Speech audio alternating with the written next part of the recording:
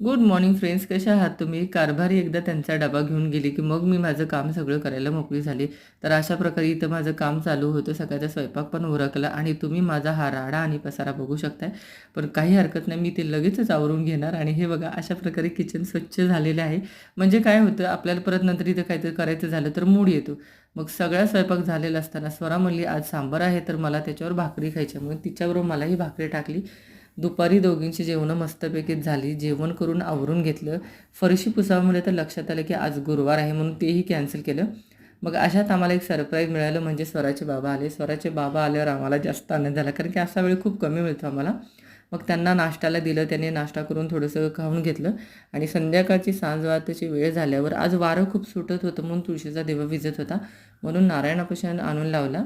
वरती जाऊन झाडांना पाणी घातलं, थोडंसं फिरले, कपडे चेक केले आणि मग नंतर रिलॅक्स झाल्यावर खाली नंतर झोपायला आली.